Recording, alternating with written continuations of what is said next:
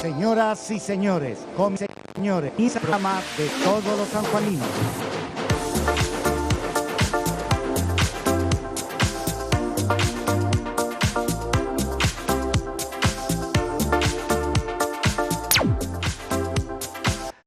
San Martín representa a San Juan, más allá de que siempre puede ver la pica del rival acá, pero está representando a todos los sanjuaninos. Es la forma de mostrarse una provincia hoy en la televisión nacional e internacional. Cuando San Martín juega contra River o Boca, incluso se ve en todo el mundo. Lamentablemente está en una situación bastante compleja. Perdió contra su gran rival, para saber, uno de los dos seguro que desciende. El otro se verá por el tema de promedios, y ayer se perdió una chance fundamental.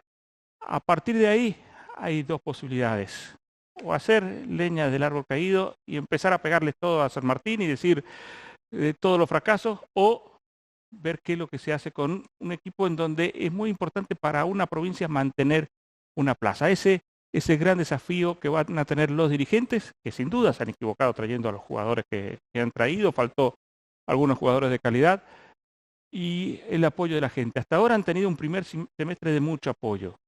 Hay que ver si el público sanjuanino, que ayer poca paciencia tenía, con mucha razón, pero la posibilidad de estar en primera no se da todos los años, lo sabemos por la cantidad de años que hay que esperar entre una chance y otra. Bueno, esto es San Juan, muchas veces tratando de destruir lo que se tiene, otras veces apoyando a lo que nos pueden sentir orgullosos. Hay que ver qué es lo que pasa con el equipo de todos los sanjuaninos. Estamos en vivo y en directo de los estudios de Telesol, estamos en La Ventana. Creo que uno de los temas que más preocupa hoy en todo el país, a los sanjuaninos, por lo que nos corresponde, es si hay colectivos mañana. Exactamente, vamos a recordar que había un paro anunciado para este 6 de mayo por parte de la UTA a nivel país, y el gobierno trató de conciliar las partes y llegar a un acuerdo. Hasta hace pocas horas la reunión continuaba, pero fracasó, motivo por el cual la UTA... Están muy lejos, ¿sí? Porque creo que ganan 1.200.000 de básico y están pidiendo 1.700.000. Exactamente, ellos además piden un complemento que dicen que nunca se les pagó, así que este es, digamos, dinero en mano. Motivo por el cual, al fracasar las negociaciones, ratificaron la medida de fuerza en todo el país. Aquí en la provincia, desde ATAP se había anunciado que los empresarios intentaban o descontar el día o quitarles el presentismo si mañana cumplen medidas de fuerza. Y la UTA les dijo, es una medida nacional. No hay manera de que la provincia o los empresarios tomen esto porque es una medida comunicada, notificada, y no hay conciliación porque... La provincia como gobierno no podría tomar la decisión porque no son empleados de ellos. Exactamente. Pero aparte son empleados de las empresas de ómnibus. Exacto, privados. Y es un paro nacional. Está comunicado y... Desde las 0 horas claro, de esta un noche rato más. Hasta las 0 horas del miércoles ya. Exactamente. Las 24 horas del paro va a traer problemas. Sí, para el transporte de las personas, por ejemplo, los empleados de comercio, los chicos ¿Qué va a pasar con los chicos de la escuela? Y cuando hay una medida así, directamente se les justifica la falta a los chicos que viven a tantas cuadras, más 10 de 15 o tantos kilómetros, queda justificado, pues una medida nacional si no tienen otro medio de transporte. Aparte, directores y maestros saben qué chicos se trasladan en colectivo y cuáles van... Sí, hay muchos chicos que dicen, no puedo ir mañana si nunca te vas en ómnibus. Claro, no, ahí no cabe. No seas chanta. No cabe. Aparte, por ejemplo, saben las maestras que esos días no se avanza en ningún tema en específico, no se toman evaluaciones, por una cuestión de que es algo que no está al alcance solucionarlo, es algo, una situación de fuerza mayor. Sí, tendría que en algún momento tratarse el tema de que sí es un servicio básico igual que la salud. Esencial, claro. Y al menos que tengan una cantidad de ómnibus mínima para transportar a la gente. Sí, difícil, ¿no? Esto en horario pico. Claro, sí. Pero bueno, esto es parte de las decisiones. Vamos con la presentación de las noticias. En marzo del año pasado, dichos reconocimientos se llevaron a cabo en 3 ceremonias virtuales.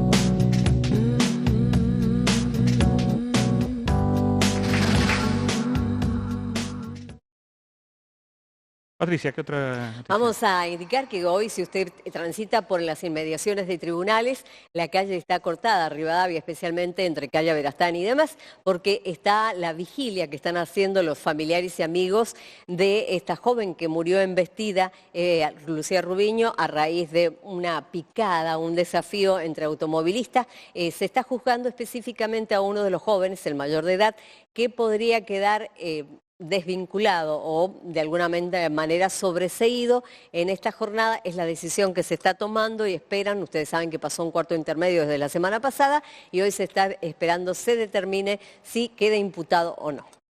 ¿Cómo está el ambiente?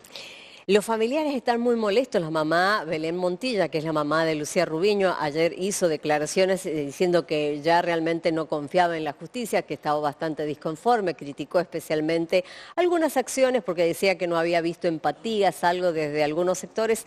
Realmente, a veces es muy difícil cuando uno está involucrado, tiene un sentimiento o una pertenencia a una de las partes, ¿no? Pero realmente la familia y los amigos de Lucía Rubiño están muy molestos y queda sobreseído de esta causa, específicamente el conductor que era mayor de edad e iba en la camioneta. Lo que sí, alguno de los fiscales dijo que se iba a insistir en torno a esto que incumplió corriendo una picada.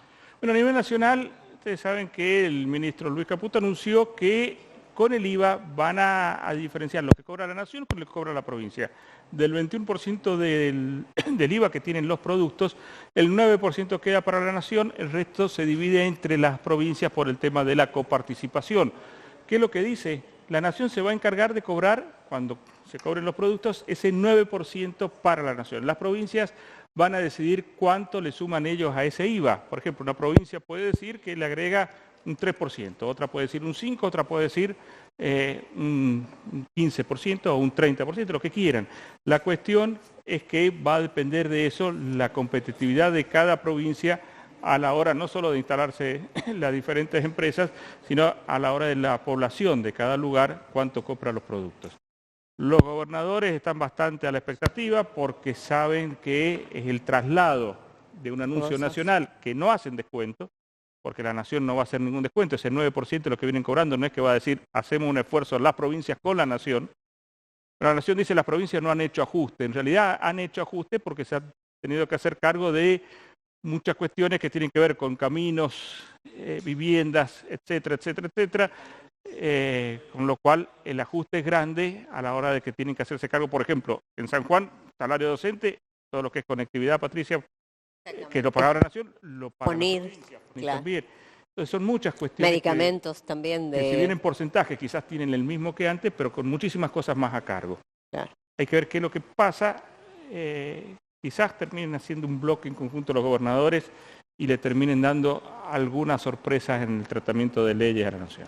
Días atrás conocíamos que la Nación había comenzado a auditar las pensiones de discapacitados, llegaron las notificaciones, se están haciendo. Quienes auditan, lo confirmaba Paula Moreno, que es la directora de discapacidad, es el PAMI. Y las personas tienen que ir porque si no van a este control corren el riesgo de perder el beneficio. Lo que sí se conoció hoy es que van a comenzar a fusionar algunas áreas y específicamente hay reclamos porque uno de los departamentos, a raíz de estas medidas nacionales, que se quedó sin el médico de cabecera es el departamento Sarmiento. Imagina un departamento que es alejado, si no está el médico de cabecera que reside en la zona, es muy difícil que la gente mayores, jubilados y demás, se tengan que trasladar hasta la ciudad capital para buscar un médico que los atiende y volver nuevamente al departamento con la atención o el medicamento, la auditoría que necesitan. Motivo por el cual están viendo qué se puede hacer si con los médicos del hospital pueden lograr la atención para evitar el traslado o se designe una persona en forma inmediata que cumpla con esta función. Sí, está complicado. Saben que hay un paso que se llama La Chapetona, que queda por Calingasta. Es un paso que tiene características más favorables que el de Agua Negra. Está más bajo. Está más bajo y que incluso es menos abrupto el camino. La cuestión es que del lado chileno, el problema que tiene es hay menos construido de los dos lados. Hay que hacer casi todo de cero. Pero del lado chileno, el pueblo de Chile que está del otro lado, que se llama Monte Patria, no están tan de acuerdo. ¿Qué es lo que dicen ellos? Si no nos van a hacer las obras correspondientes, preferimos que no haya paso. Sí. Son pueblos chicos, pueblos en donde las rutas son rutas bien de pueblo, en una sola calle para los dos lados. Imagínate que si empiezan a pasar camiones por ahí, va a colapsar todo. Entonces dicen, no le vamos a ver un beneficio económico a esto y sí nos van a cambiar nuestra forma de vida, dice el alcalde de Le van esa a comuna. complicarla. Ante eso, si no hay un proyecto integral que, entre otras cuestiones, les asegure que no van a tener problemas, ellos dicen, por ejemplo, hay parte del pueblo de un lado de la ruta y parte del pueblo del otro lado de la ruta. Cada vez que queramos cruzar, va a ser un accidente. No van a aprobar del lado de ellos que se haga el camino si no están todas las obras complementarias al lado. Complicado está. Y hablando de Calingasta, hoy se conoció una noticia específicamente que la ratificaba y la desarrollaba el propio intendente Sebastián Carabajal a raíz de un empleado que es el encargado del depósito, el Sereno, de Barreal, la sede de la municipalidad que está en Barreal, que el Sereno, junto a un gendarme y a otro amigo, estuvieron bebiendo, sacaron una camioneta oficial y se fueron a continuar la fiesta dentro del departamento. Lo que nos recordaron es que desde hace unas semanas todas las instalaciones del municipio tienen cámaras de seguridad y quedan los videos registrados. Uno de los oficiales que controla estas cámaras se dio cuenta que faltaba una camioneta y quienes la habían tomado era justamente el Sereno. Fueron detenidos, a este Sereno se le iniciaron sumario, poca cabeza, y al gendarme que trató de resistirse y hacer valer su condición de ser gendarme en funciones, siendo un cabo, tampoco era muy inteligente, fueron todos detenidos y tienen sumarios y por supuesto tendrán que hacer frente a lo que disponga la justicia. Va a salirle caro. Tontos, realmente. Ustedes saben que la Central de Inteligencia, la CIDE, tiene parte presupuesto público y parte gastos reservados. Bueno, han decidido darle más de 25.000 millones de pesos más. Lo que ya recibía este año le han agregado esos 25.000 millones de pesos, de las cuales 8.000 millones son sin rendir cuenta. Ah, bueno. Gastos reservados. Mira qué bien. Yo te digo, cuando no hay plata, no hay plata. Porque en realidad la CIDE en Argentina desde hace décadas se utiliza políticamente. Sí. No tiene nada que ver con... Es más, hubo 2 atentados en el país y la CIDE ni se enteró. Sí. Hay tantos organismos que realmente fusionan y, bueno, una de las... Cuando decía hay temas de salud que no se están cubriendo, no es la prioridad la CIDE. Programas nacionales que son realmente como el de Chagas o institutos, el INTA o el IMPRES, que realmente tienen recortes de fondos o van siendo fusionados o desmembrados, ahí no se entiende. No. El otro tema es que ustedes saben que hay una idea del Poder Ejecutivo en la provincia para sacar lo que era la doble reelección, los 3 mandatos de gobernador. Para eso hay que desandar todo lo que se anduvo en su momento. Es decir, hay que hacer aprobar primero una ley, esa ley tiene que tener 2/3, una mayoría calificada, después hacer un plebiscito y el plebiscito tiene que votarse por sí o por no. La cuestión es que esos 2/3 necesita el apoyo sí o sí del Partido Justicialista, pero al parecer, eso es lo que dijo Nuevo Mundo la diputada Paredes, ellos ya habían presentado un proyecto para pedir que se volviera a lo que era antes, 2 mandatos seguidos como máximo, por lo cual estarían los votos para que salga en la Cámara de Diputados. Y en otro orden vamos a recordar que continúa el juicio a estas 2 personas que de alguna manera han sido denunciados por más de 100 sanjuaninos por un posible fraude inmobiliario. A una de estas personas, que es González de apellido, le han embargado 39 propiedades, que hasta el momento no ha podido justificar realmente cuál es el origen de estas, y sigue la causa. Así que hoy se conoció que han quedado embargados los bienes, 39 inmuebles que tenía esta persona, así que continúa la investigación y lo propio van a hacer con su compañera, que también está señalada, que primero eran novios, pareja, después que no, eran simplemente socios o ella era una empleada, todavía esto no se ha definido, y van a determinar si también tiene bienes que habrían sido adquiridos a raíz de estas estafas, entre comillas, que habían realizado. Así que esta es la próxima audiencia que va a haber en tribunales. Bueno, dentro de los temas de hoy, hay una serie que se está hablando bastante, que es El Eternauta, es una serie argentina, basado en un clásico del año 1957, salió semanalmente hasta 1959 el primer Eternauta, después hubo un segundo Eternauta, pero esta historia de la nieve mortal que cayó en Buenos Aires y a partir de ahí es todo lo que tiene que ver con la película. Estamos con Leandro López, él es fotógrafo y ha transformado San Juan en el Eternauta. ¿Cómo andas? Buenas noches, gracias. Ahí estamos viendo Por la invitación.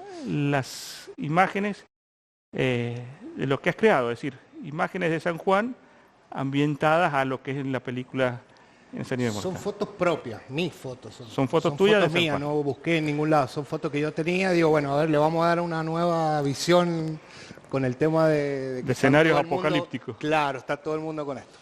Así que me puse a investigar en qué programa podía hacerlo.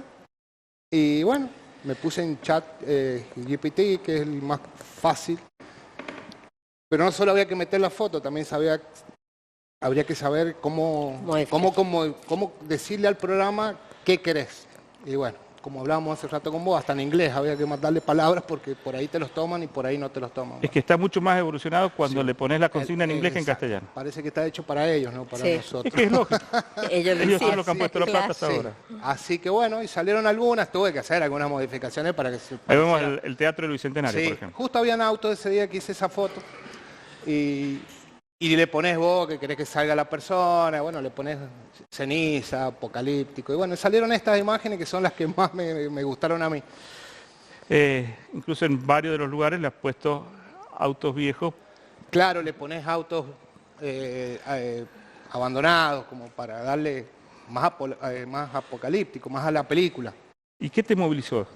Es que todo el mundo estaba hablando de la película, había visto la serie, me gustó que se haga en Argentina algo así como la que han hecho, la inversión que han hecho, porque me puse a ver cómo habían trabajado, todo con pantalla, ¿Sabes muy que electrónico, esto todo. le sirvió mucho la época de la pandemia? Me hizo acordar esa época. Porque en esa época es donde escanearon todo Buenos Aires. Los Exacto, productores del ajá. Eternauta, como estaba vacío Buenos Aires, aprovecharon para filmar y lo que ellos le llaman el escaneo, El de escaneo, toda la ciudad. exacto. Y después le fueron agregando con... No, pero es impresionante, por ahí hay una parte en la película, por ejemplo, de que sale un cartel de Los Palmeras, y bueno, Sí. lo han dejado, y bueno, hay mucha propaganda, mucho que son Sí, todo- se han financiado. se ha financiado con El capitales productor de la privados. película es de un laboratorio Sí, muy conocido sí, sí. y todos los remedios que salen son de ese Sí, laboratorio. laboratorio, bueno. Sirvió para algo. Sí. Y bueno, y ahora he visto que ha salido por todos lados. Y estas son fotos mías, no me he puesto a buscar fotos más particulares del estadio. No, esas son fotos que yo tenía. Y yo le puse mi impronta. Nada más que eso. Y bueno, pero les gustó. Hay gente que te pone cosas Fantástica. fantásticas, como otro que nada que ver, como hablábamos.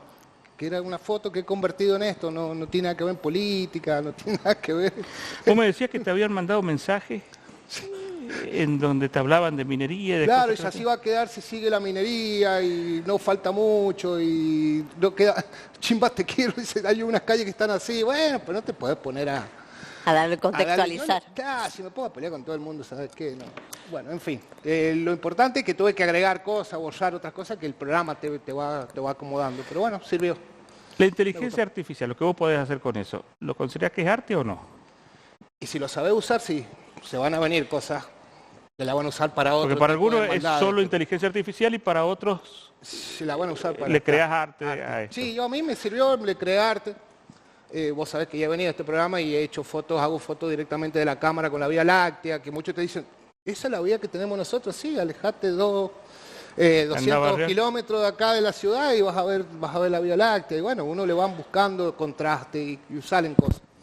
Pero sí, el que sepa usar la inteligencia artificial, bienvenido sea. Aparte, quien tenga otra mirada y una mente más abierta también. Exacto, ahí está, siempre me dice lo hago en el grupo. Siempre salís con una bola. Bueno, es que estoy siempre indagando, me gusta estar viendo lo que hablamos con él. Leandro, hablábamos antes que pasara lo del corte, vos ves el mundo como si tuviese la fotografía permanente. Y sí, todo es fotografía, es que ahora todo es fotografía, todo es fotográfico. Vamos a ver. Está bien, pero ante la misma situación, yo puedo sacar una fotografía normal de, por ejemplo, un paisaje, lo que sea, y vos le buscás Sí, le vamos el buscando detalle otros diferente, detalles. el ojo más, Exacto, más entrenado. Más entrenado, es verdad eso, porque aparte los programas que uno usa, podés mejorarla en color, contraste, poner, sacar y bueno, lo ve de otra manera uno, que ya vamos, y te digo más, voy viendo, sacando la foto y sé qué es lo que voy a hacer con esa foto. ¿Me entendés? Porque ya llevas muchos años con esto. El celular todavía no reemplaza la máquina. Y mirá, en algunos casos es más práctico andar con el celular. Hay marcas nuevas que sacan unas fotos espléndidas, el iPhone, todo ese tipo de fotos. De teléfono tienen un sensor muy lindo. Pero todavía a la hora de imprimir y hacer gigantografía y cosas así, ya como que te... La profundidad creo que todavía Exacto. no le gana. No le gana todavía. Aparte, Más. digitalmente los colores y eso lo podés hacer. Sí, ahora sí, fantástico. ahora te digo más, nosotros tenemos programas pagos como el Photoshop, que haces maravillas. No tenés que forzar película ni papel No, ni nada. nada. Ha cambiado muchísimo todo, Y vienen cambios más grandes. mucho más. Es más, lo que hablábamos antes de empezar el programa, no vas a saber lo que es verdad y lo que no. Claro, es así, por eso hay que estar atento. Pero Rodolfo García, el director del IMPRES, Rodolfo, hubieron dos noticias la semana pasada. Uno, un temblor fuerte en La Rioja, y al otro día lo que pasó en Chile, en el sur de En Chile, el sur de Chile. con lo que ya se podría decir un sismo. Sí, así es. La naturaleza no se tomó descanso el 1 de mayo y el jueves y viernes, ¿no? Que eran 2 días. No era feriado. Eran feriados. La naturaleza, como uno siempre dice, se expresa cuando ella lo dispone, ¿no?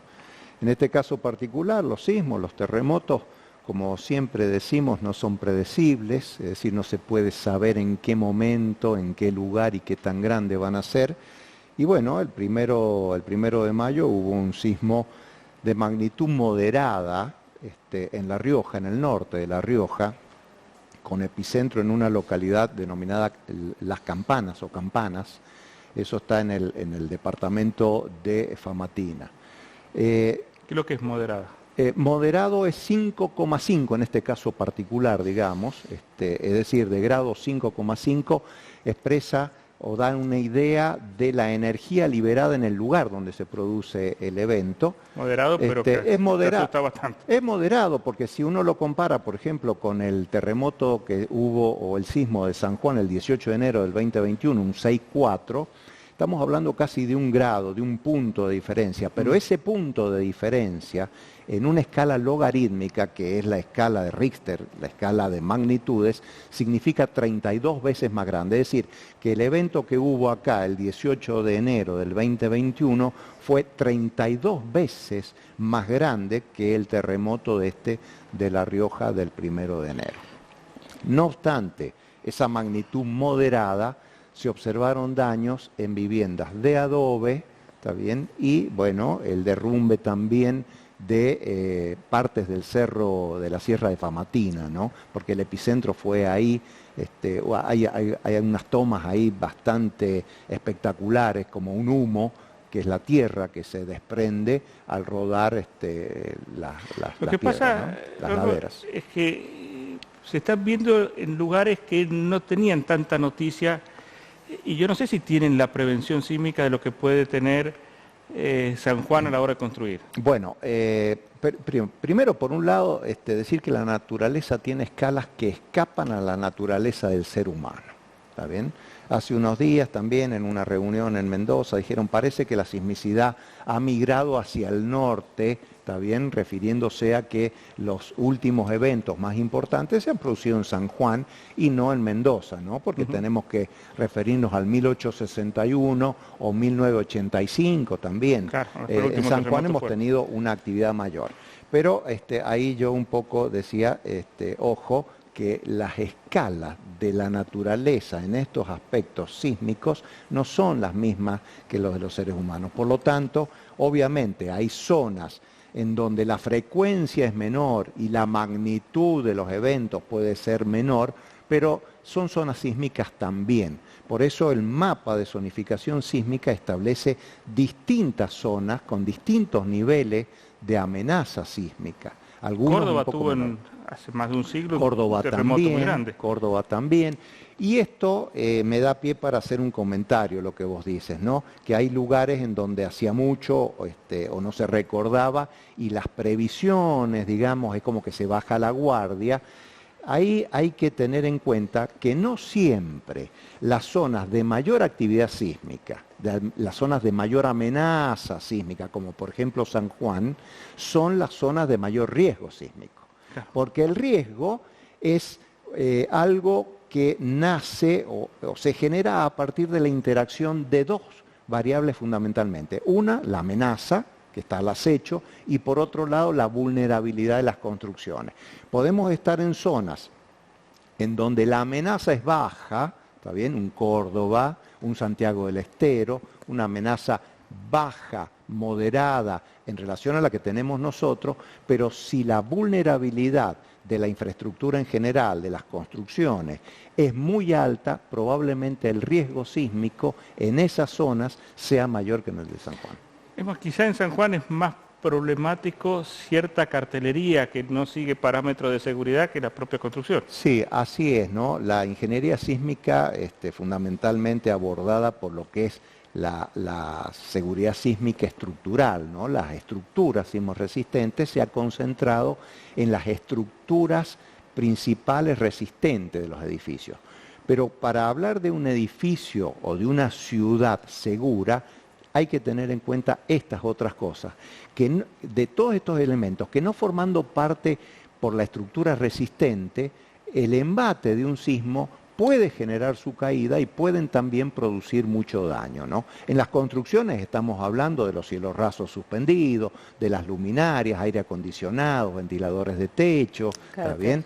Que no forman parte del esqueleto de la estructura resistente, pero frente a un movimiento intenso pueden producir daño. También hay que abordar esos aspectos en la construcción para la seguridad sísmica. ¿Por qué si en la provincia tenemos tanta cultura, no? Porque hemos aprendido, se hacen campañas de prevención y demás, todavía se sigue discutiendo entre las construcciones de adobe y las construcciones que son sismos resistentes y hay una corriente muy fuerte que dice que no, que son seguras. Es más, tienen un problema grandísimo en Hachal con la iglesia. Muchas Sí, veces y en muchas se ha zonas seguido también repartiendo palo y nylon Sí. Sí, desde el mismo bueno, municipio. porque se olvidan, las cosas se olvidan, pero la historia, no solamente la historia local en San Juan, en donde hemos pagado para aprender un costo muy alto los sanjuaninos, ¿no? Hemos pagado el terremoto del 44, con muchas víctimas y la ciudad en el piso, hemos pagado también con víctimas y mucho daño en el 77.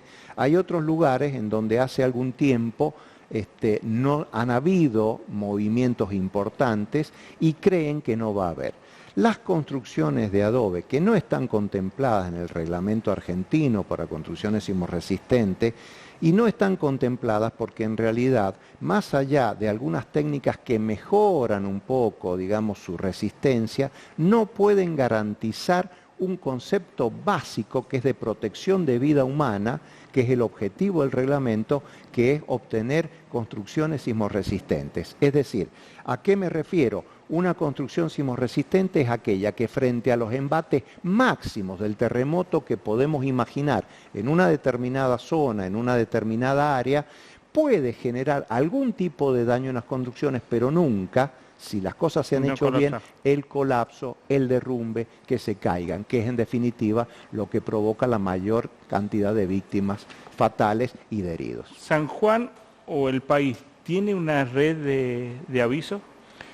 No tiene una nomás red de dice aviso. riesgo de tsunami. Dice. Claro, no tiene una red muy articulada de avisos, pero sí tiene un sistema que se llama SINAGIR, que es una sigla, Sistema Nacional de Gestión Integral del Riesgo, en donde el INPRES ocupa un lugar en esa mesa, en donde hay una comunicación muy fluida. Eso está en Nación, pero ese sistema, que está conformado también por las provincias, tiene una red que puede llegar a todas las jurisdicciones, provincias y municipios.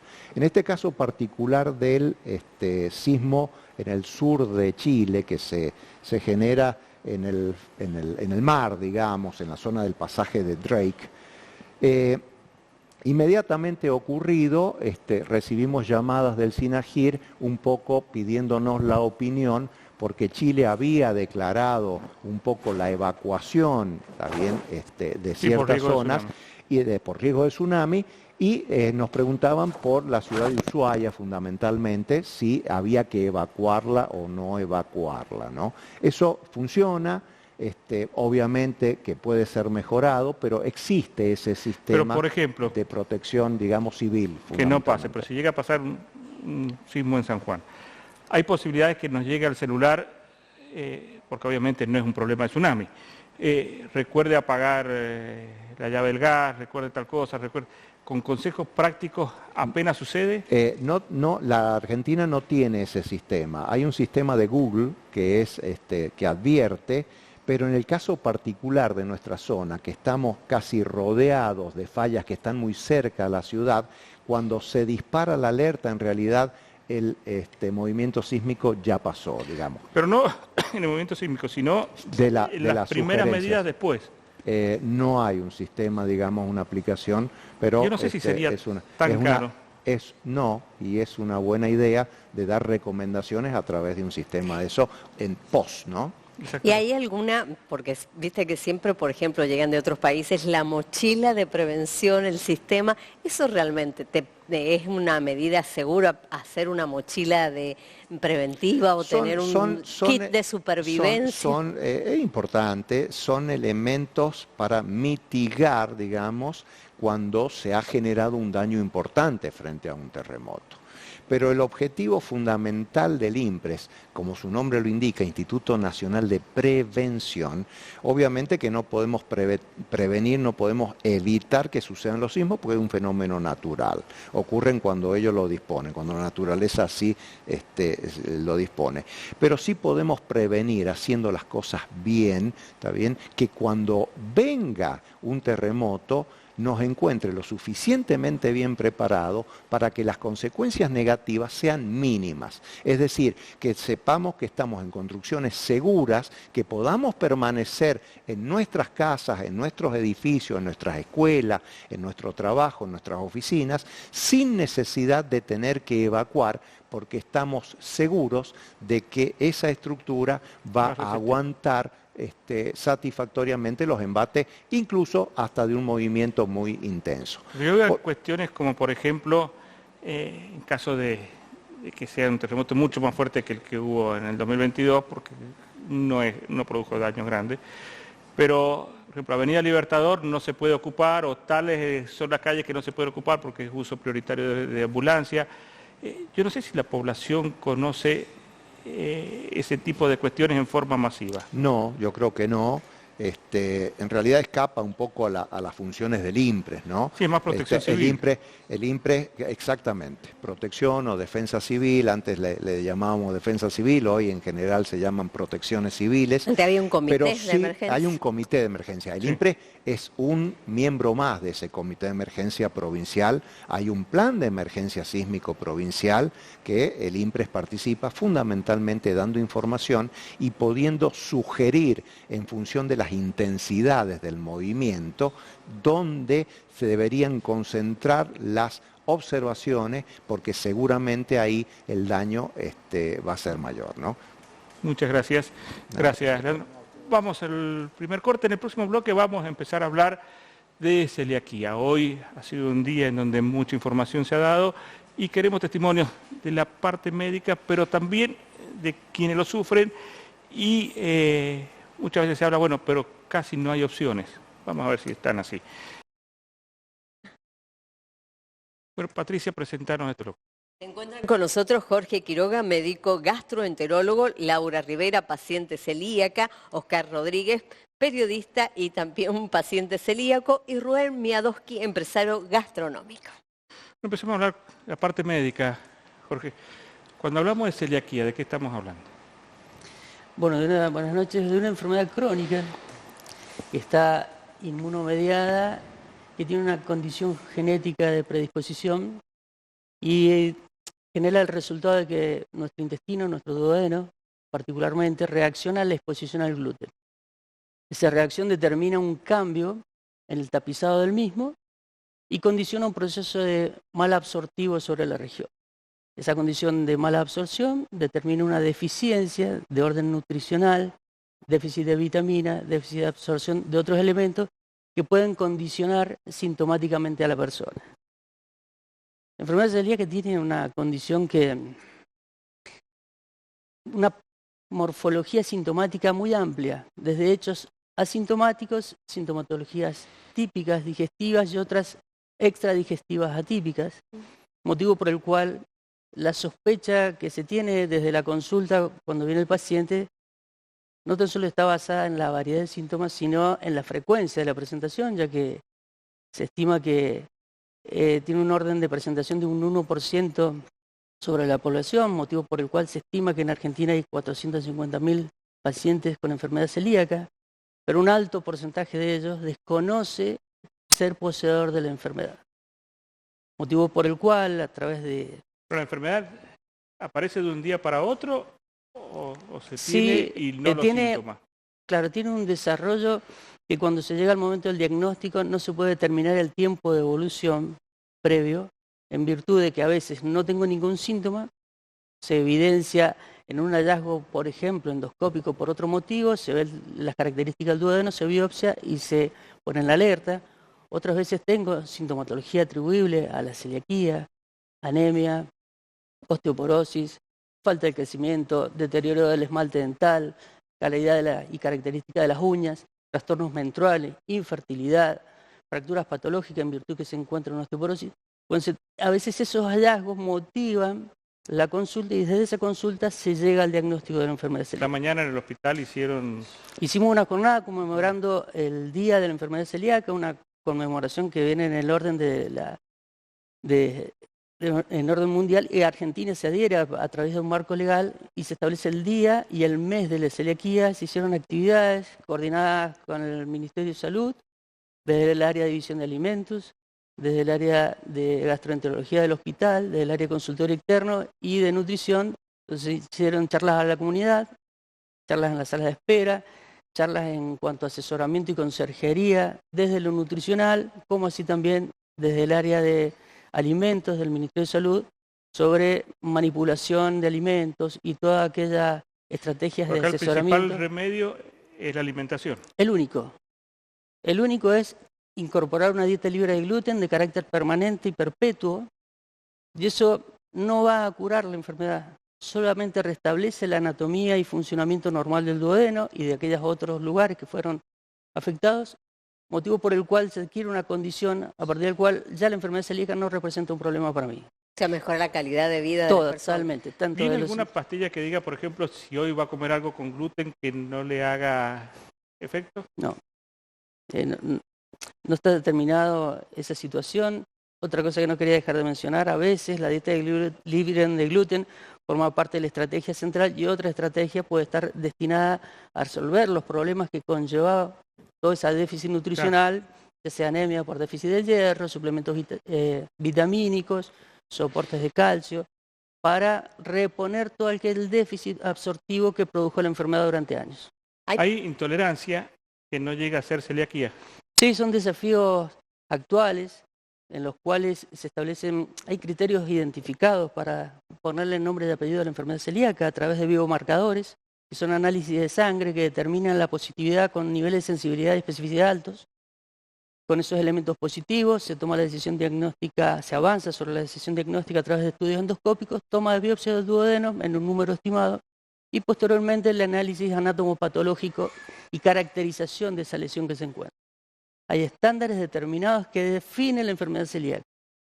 Esto como pregunta, aquella sensibilidad al gluten no celíaco, sensibilidad al gluten o al trigo, no enmarcan en esos criterios, pero tienen el componente sintomático, el cual el paciente, una vez retirado la exposición a ellos, tiene mejoría y después reintroducidos, repite la sintomatología. Entonces, en la práctica es muy similar, nada más que sintomatológicamente como celíaca. no tiene biomarcadores y las biopsias no lo caracterizan como enfermedad celíaca. Pero se abre un capítulo ahí, aparte de cómo sigue ese paciente, en virtud de que si forma parte del grupo de riesgo por tener familiares en la familia, integrantes que tienen celiaquía, si haces un retiro estricto de gluten, te quedás sin la chance diagnóstica futura porque el paciente ya no va a tener cambios ni en los biomarcadores ni en las biopsias endoscópicas para caracterizar. ¿Puede Entonces, provocar riesgo de vida si no se respeta o no sé? a partir de los déficits que produce la celiaquía sin tratamiento, desde anemia, como te mencionaba, trastornos en orden ginecológico, también se la vincula con algunos cánceres del intestino delgado. Entonces, más allá de esos aspectos, tiene vinculación en algunos casos con esta situación. Hay pacientes en el orden del grupo de los pacientes asintomáticos que cuando se encuentran con ese hallazgo dicen, si yo no sentía nada, a veces, especialmente en los adultos, se plantea una rebeldía a la adherencia porque ellos no tienen evidencia sintomática de tener algún deterioro por no estar adherido a la dieta libre de gluten. Hay mucha gente grande que es muy escéptica, ¿no? Y dicen, no, yo... El 70% de los pacientes se diagnostican después de los 20 años y casi el 20% tiene más de 60 años al momento del diagnóstico. Ajá. Bueno, le preguntemos a los pacientes, ¿cómo se enteraron ustedes? Bueno, en mi caso, mi mamá era celíaca, su hermana, tengo tías celíacas, el gen es muy fuerte en mi familia y de parte de mi papá también. Entonces, del 25% de posibilidades que tenía de ser celíaca pasamos a un 50%, así que somos 4 hermanos, de los cuales 3 somos celíacos. No había chance de salvarse. ¿Pero se te diagnosticó muy temprano o ya? No, ya tenía 30 años cuando me diagnosticaron. Por mucha caída de cabello, debilidad en las uñas, pérdida de masa muscular, pero no tenía síntomas en cuanto comía el gluten. Dolor de panza, diarreas, esas cosas no, pero sí en cuanto a lo físico. En tu caso, Y en mi caso, El cabello no lo recuperé nunca, ¿viste? Fue lo primero que se me cayó. En mi caso, a los 35 me lo diagnosticaron por una dermatitis herpetiforme. Empezamos a investigar por ahí, las biopsias determinaron que era la celiaquía. Tengo la dermatitis herpetiforme, una anemia megablástica pérnica, que me atienden en el Marcial Quiroga en hemoterapia, y un gran problema bucal, lo que decía Jorge, ¿no? Con respecto a lo Así que en tu caso es es la severo. falta de esmalte.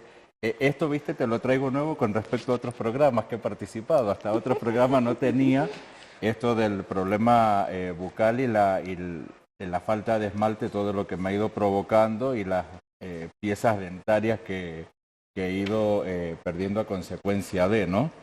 Pero bueno, a esta altura... pero sos bastante estricto con la dieta. Súper, porque tengo la mala fortuna que la mínima contaminación cruzada me produce un vómito y una diarrea de casi 48 horas. Entonces, Si vos contabas que alguien, no que sopara el pan, sino que pasara por encima de una y que ensalada... cayera capaz. una amiguita ya me producía una contaminación cruzada impresionante. ¿Y cómo es la parte social? Porque en tu casa podés hacer todo fácil. ¿Cómo Excluido, hacemos, Laura? excluido totalmente. Ahora un poco Con la mejor, vianda, pero yo a me todos lados. acuerdo, o sea, años atrás ni siquiera una galleta, ¿no? O algo. Sí, Pero, pasa por ejemplo, que por ustedes ahí para ir te a un quieren almacén y pedir fiambre es todo un riesgo. Y tenés que ir a un lugar donde tengas certificado que la máquina que estén utilizando para cortar el fiambre haya sido usada únicamente para un fiambre libre de gluten, y donde ya tengas esa confianza con el comerciante. Como hay Exacto. comerciantes que tengo la absoluta confianza, como es ahí con Rubén, porque la verdad que impresionante todo el producto, igual que con Laura, con su emprendimiento también, nunca he tenido ningún problema. Como tranquilo cuando se produce ya la confianza entre el comerciante, el producto, nada, es muy lindo. Pero antes yo me acuerdo que los chicos tenían que llevar una bandejita, porque Bueno, que le hacían en la casa y salí con eso. Yo llevo mi viandita a todos Sí, lados. y bueno, pero pasa también en el cuidado cuando vas a comprar pollo o carne, Vos lo porque estás haciendo venden ya milanesas para- elaboradas, todas esas cosas ya preparadas, que hay que tener cuidado de que esa carne no haya pasado esas milanesas por arriba de esa carne o de ese pollo que vos vas a comprar. Un día discutí con el carnicero porque fui a yo comprar y tenía los guantes puestos, le estuvo vendiendo milanesas a la clienta que estaba antes que yo, Entonces yo quería carne molida y agarré un pedazo de carne porque me gusta hacerla moler en el momento y la agarra con los mismos guantes que le había vendido a la clienta anterior. Entonces le pedí que por favor que se cambiara los guantes, que era celíaco. Bueno, y me dijo que era un complicado, que era un rompe, que no sé qué, que no sé cuánto. Le dije que muchas gracias y hasta luego y no volví nunca más. Hay gente que le falta todavía Sí, conciencia, se ¿no? enojan, sí, por ahí se enojan. Sí. En el próximo bloque vamos a hablar de opciones ante la celiaquía. Patricia, presentamos de nuevo quien nos acompaña. Sí, no sé, esta noche se encuentra con nosotros Jorge Quiroga, médico gastroenterólogo, también Rubén Miadowski, que es empresario gastronómico, y Laura Rivera y Oscar Rodríguez, que son pacientes celíacos. Rubén, ser celíaco, aparte de todos los problemas de salud que trae, es caro. Pero no solo caro, complicado a la hora social. Recién preguntaba a Patricia de qué es lo que es. Llevas muchos años en gastronomía y has empezado con emprendimientos en donde tenés en cuenta toda la población que es celíaca. Por ahí nosotros decimos que el celíaco tiene que ser multimillonario, ¿sí? Porque creo que se encarece muchísimo el producto. Hay muchísimos productos que no se consiguen en la provincia. Tenemos que caer a diferentes laboratorios en Buenos Aires para poder tener esos productos donde nosotros necesitamos para poder elaborarlos. Nosotros tenemos la sorpresa, porque nos ha llamado muchísimo la atención, de poder trabajar en la elaboración de un producto que sabemos que en el futuro va a ser lo mejor.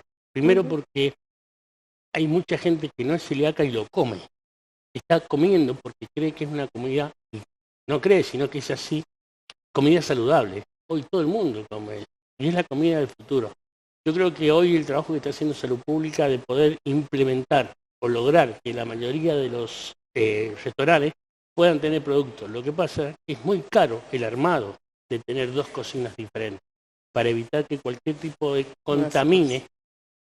Con la misma cocina es imposible garantizar 100% que no haya contaminación. No, eso no hay forma de hacerlo. Primero porque tenés que tener una capacitación del personal con manipulación de alimentos, como dijo el doctor, de alguna forma lograr capacitarse para evitar que no ocurra ningún tipo de contaminación. Aparte la harina es tan liviana que... Manejamos diferentes tipos de harina de mandioca, harina de arroz, diferentes premezclas, donde solamente ese personal que llega, primero llega al lugar de trabajo y donde se cambia totalmente la ropa que trae, porque cualquier cosa lo puede contaminar.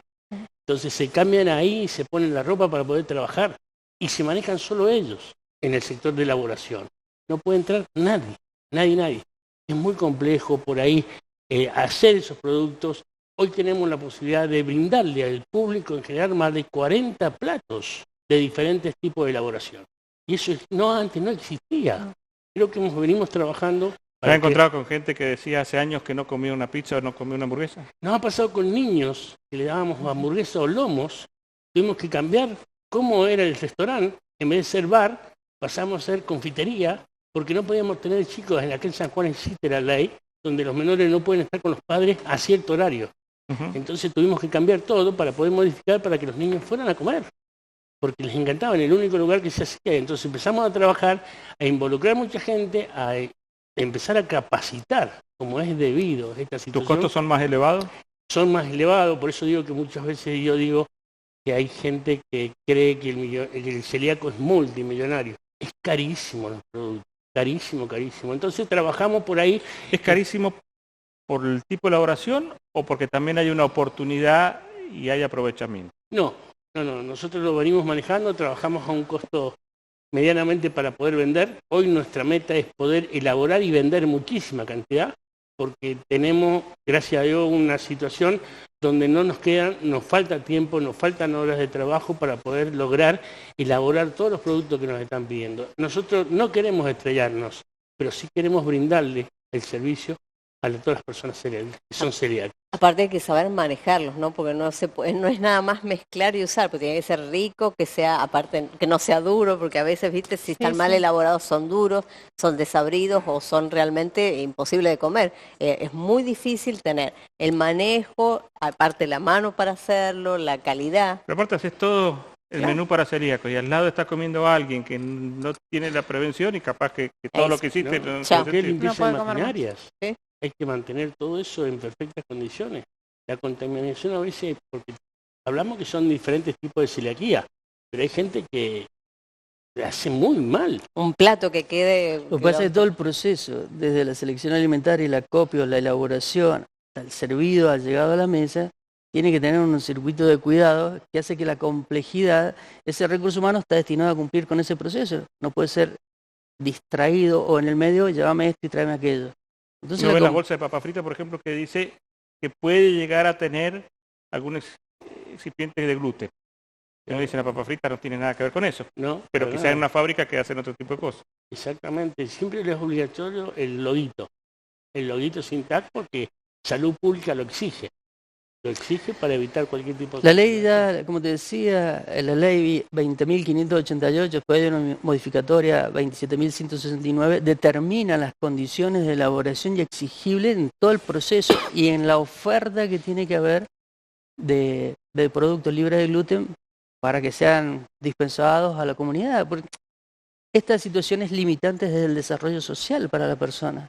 Es decir, no hay una actividad social interrelacionada que no esté vinculada a que comamos algo, a que tomemos algo. Nadie tiene una vida social y se para a mirar las estrellas y vuelve a casa. La comida es un componente, o la bebida es un componente que inexorablemente está y debe estar en el ámbito comunitario para tener una vida social. Es una consulta, porque muchas veces los pacientes que llegan a una emergencia, que han tenido un problema, suponte que sean celíacos o no saben, no están identificados y a veces les cuesta mucho a los médicos darles un diagnóstico en una sala de emergencia sin saber que son celíacos. ¿Sería conveniente que tengan viste que hay personas que tienen una pulsera si son alérgicas, identificarlo En cuanto para la atención inmediata? La urgencia, siempre la categoría de urgencia excede, y esto aplica para celiaquía, no para otras cosas, excede, es decir, se mensura y se valora el riesgo de vida de la persona frente al proceso de enfermedad que tiene. La celiaquía, si se tiene que tomar alguna medida de orden diagnóstico terapéutica, no hay ningún proceso que vaya a empeorar el deterioro por haberlo expuesto a algún... Pero Nada, sí se lo puede atiende como una infartado, deshidratación, como hambre. Por ejemplo, él que tiene algo severo, que si vos te da y empezás a sangrar o demás. ¿Qué haces en esos casos, por ejemplo? No hay ninguna limitante. El problema es decir, lo reponés, le haces el manejo sintomático y él, a partir de ese momento en donde se estableció la sospecha que fue por exposición, hace un reajuste alimentario, control de las medidas sintomáticas y el paciente vuelve a su vida normal. Y todo el tratamiento pasándola mal esas 48 horas. Claro, pero si no sabes identificarlo Por hasta que te último, cuente. Vos también tenés un emprendimiento que tiene que ver con la elaboración de productos. Sí, mi emprendimiento se llama Te Encuentro y nosotros hacemos panadería y pastelería para cafeterías. Está bien, perfecto.